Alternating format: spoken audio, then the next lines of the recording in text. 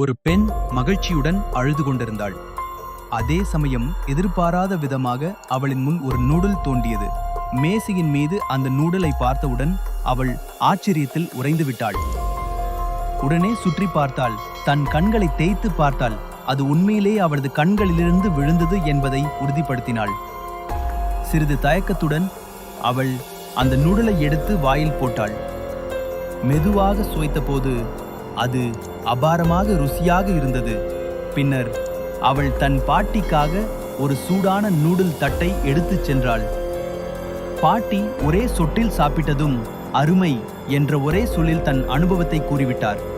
அடுத்த நாள் பேருந்து நிறுத்தம் அருகே ஒரு நூடுல் கடை தோன்றியது. அதே பெண்தான்.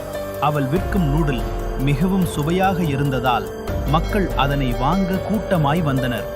நூடுலை ஆர்வமாக சாப்பிடும் மக்களை பார்த்தால் உங்களுக்கும் சுவைத்து பார்க்க ஆசை வந்ததல்லவா? ஒவ்வொரு முறையும் நூடுல் விற்றுவிடும் போது அந்த பெண் அமைதியாக கால் மடித்து உட்கார்ந்திருப்பதை காணலாம். சில நிமிடங்களில் ஒரு புதிய நூடுல் தட்டு மீண்டும் வரிசையில் சேரும்.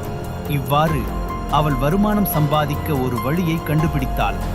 பணத்தை எண்ணிக்கொண்ட வண்ணம் ஒரு திருப்தி நிறைந்த புன்னகையுடன் இருந்தாள். ஆனால் ஒரு முறை கிண்ணம் மீண்டும் காலியானது. அவள் குழப்பமடைந்தாள்.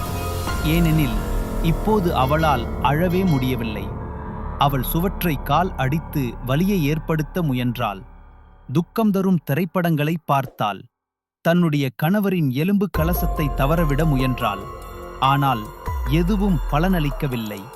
ஒரு கண்ணீர் கூட விழவில்லை. அந்த நேரத்தில் அவள் பார்வை தன்னுடைய செல்ல நாயை நோக்கிச் சென்றது. சற்று தயக்கமின்றி அவள் அந்த நாயை காடிற்குள் அழைத்துச் சென்று அதன் கட்டை அவிழ்த்தாள். நாய்க்குட்டி எதையும் புரிந்து கொள்ளாமலே தூரம் சென்றபோது அவள் திரும்பி நடந்துவிட்டாள். வீடு திரும்பும் வழியில் அவளுக்குள் ஒரு உணர்ச்சி பெருக்கெடுத்தது. முடிவில் மனம் திறந்து கண்ணீர் விட்டாள். அடுத்த நாள் அவளது கடையில் மீண்டும் நூடுல்கள் தோன்றின. அவள் மகிழ்ச்சியாக வாடிக்கையாளர்களை வரவேற்றாள். அப்போது ஒரு ஆண் வந்தார். அவர் தன் வருகையின் காரணத்தை